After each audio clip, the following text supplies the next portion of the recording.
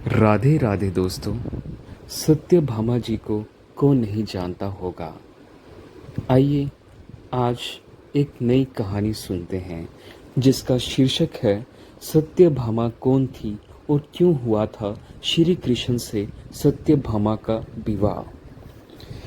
कहानी को विस्तार से सुनिएगा और विस्तार से सुनने के लिए वीडियो के अंत तक बने रहिएगा। इससे पहले कि आप कहानी में खो जाएं, कृपया चैनल को सब्सक्राइब करें और वीडियो को अवश्य ही शेयर कीजिएगा। साथ ही साथ बेल आइकन ज़रूर प्रेस कीजिएगा। आइए कहानी को विस्तार से सुनते हैं। तो सत्यभामा कौन थी?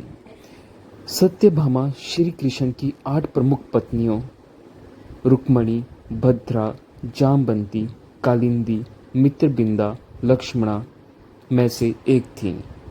बल्कि सत्यभामा कृष्ण की 3 महारानियों में प्रमुख थी।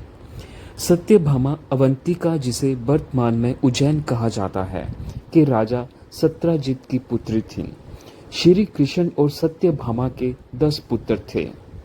श्री भानु, सुभानु, भानु, बृहभानु, स्वरभानु, प्रभानु, चंद्रभानु, भानुमान, अतिभानु और प्रतिभानु।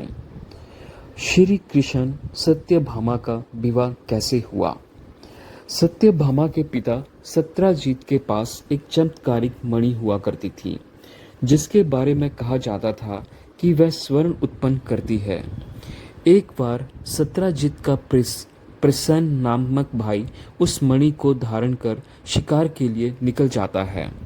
जब काफी देर होने पर वह शिकार से वापस नहीं लौटा तो सत्यजित को लगा कि श्री कृष्ण ने उसके भाई को मारकर वह मणि चुरा ली है। राज्य में श्री कृष्ण को लेकर ऐसी ही बातें होने लगी। जब श्री कृष्ण को ये पता चला कि लोग उन्हें चोर समझ रहे हैं, तो वे स्वयं प्रसेन को खोजने के लिए जंगल की ओर निकले। जब श्री कृष्ण जंगल में पहुंचे तो वो देखते हैं कि प्रसेन और उनका अश्व वह मृत पड़े हैं और वह मणि जिसे प्रसेन ने धारण किया हुआ था वह एक रीछ के पास है। वह रीछ राम भक्त जामवंत थे। जामवंत और श्री कृष्ण के बीच भयंकर युद्ध हुआ और देखते ही देखते जामवंत पराजित होने की अवस्था में आ चुके थे। इसके लिए उन्होंने अपने प्रभु श्री राम का स्मरण किया। स्मरण करते ही श्री कृष्ण ने राम का रूप ले लिया। जामवंत ने जैसे ही श्री कृष्ण को राम अवतार में देखा, वे अपने अश्रुओं को रोक नहीं पाए। क्षमा मांगते हुए उन्होंने उस मणि के साथ ही अपनी पुत्री जामवंती को भी श्री कृष्ण को सौंप दिया। अब श्री कृष्ण उस मणि को लेकर राजा सत्यजित में पहुंचते हैं और उन्हें ये लौटा देते हैं। उस समय सत्यजित को अपनी सोच पर बहुत ग्लानि हुई कि उन्होंने श्री कृष्ण एक हत्यारा और चोर समझ लिया। इस पर सत्यजित ने श्री कृष्ण के सामने क्षमा मांगी और अपनी ग्लानि को दूर करने के लिए पुत्री सत्यभामा को श्री कृष्ण को सौंप दिया। इस तरह एक ग्लानि ने श्री कृष्ण और सत्यभामा विवाह करवाया। सत्यभामा का घमंड कैसे टूटा? अहंकार से जुड़ी सत्यभामा की कहानी कुछ इस प्रकार है कि एक बार की बात है, श्री कृष्ण द्वारिका नगरी में अपनी पत्नी सत्यभामा के साथ सिंहासन पर विराजमान थे। दोनों के निकट ही गरुड़ और सुदर्शन चक्र भी मौजूद थे, जिनमें अत्यधिक तेज दिखाई पड़ रहा था। पास में बैठी सत्यभामा ने श्री कृष्ण को बातों बातों में सवाल किया कि हे प्रभु, जब आपने त्रेता युग में राम अवतार लिया था तब अपनी पत्नी सीता थीं, क्या वे मुझसे भी अधिक सुंदर थीं? श्री कृष्ण सत्यभामा की बातों से तुरंत ये समझ चुके थे कि उन्हें अपनी सुंदरता का अहंकार हो चला है। फिर पास में बैठे गरुड़ बोले, हे प्रभु, क्या कोई मुझसे भी अधिक तीव्र उड़ सकता है? इस पर सुदर्शन चक्र कैसे चुप रहता? वह भी बोला कि प्रभु, मैंने तो आपको कितने ही युद्धों में विजय प्राप्त करवाई है, क्या भला कोई इस संसार में मुझसे अधिक शक्तिशाली है? श्री कृष्णा तो स्वयं ही ईश्वर थे। उन्हें ये भान पाने में तनिक भी देर न लगी कि इन तीनों को खुद पर अहंकार हो गया है। अतः अब कृष्ण को तीनों का अहंकार तोड़ना था। श्री कृष्ण ने गरुड़ से कहा कि तुम हनुमान के पास जाओ और उनसे कहना कि उनके प्रभु श्री राम और माता सीता तुम्हारी प्रतीक्षा में राह ताक रहे हैं। इसके बाद श्री कृष्ण ने सत्यभामा को माता सीता के रूप में तैयार रहने को कहा और स्वयं उन्होंने राम का अवतार ले लिया। श्री कृष्ण ने सुदर्शन चक्र से मुख्य द्वार पर पहरा देने को कहा कि मेरी आज्ञा के बिना कोई महल में प्रवेश न कर पाए। गरुड़ ने जाकर हनुमान जी को संदेश पहुंचाया और अपने साथ चलने को कहा, पर हनुमान जी ने कहा कि तुम आगे चलो, मैं वहां पहुंचता हूं।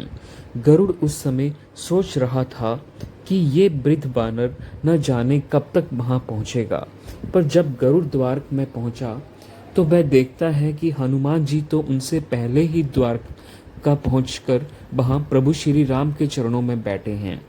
इस पर गरुड़ को बहुत लज्जा महसूस हुई। भगवान हनुमान से श्री राम ने पूछा कि तुम महल में प्रवेश कैसे कर आए? क्या मुख्य द्वार पर तुम्हें किसी ने अंदर से नहीं रोका? इस पर हनुमान जी ने अपने मुंह से सुदर्शन चक्र को निकाल कर कहते हैं कि मुझे अंदर आते समय सुदर्शन चक्र ने रखा था, परंतु मैंने इसे अपने मुख पर रख लिया। मुझे इसके लिए क्षमा करें। इस समय तक गरुड़ को अपनी तीव्र उड़ान का अहम और सुदर्शन चक्र को अपनी शक्ति का अहम समाप्त हो चुका था। हनुमान जी के आगे कहते हैं कि हे प्रभु, आपने अपने साथ माता सीता की जगह सिंहासन पर एक दासी क्यों विराजमान है? हनुमान के मुख से इस तरह के वचन सुन भगवान कृष्ण की रानी सत्यभामा का घमंड जैसे चूर चूर हो गया। हनुमान ने जब उन्हें सीता माता न समझकर दासी कहा तो सुंदरता पर सत्यभामा का अहंकार अब खत्म हो चुका था। इसके बाद तीनों ही प्रभु की लीला समझ गए और प्रभु के चरणों में झुक गए। सत्यभामा पूर्व जन्म में कौन थी?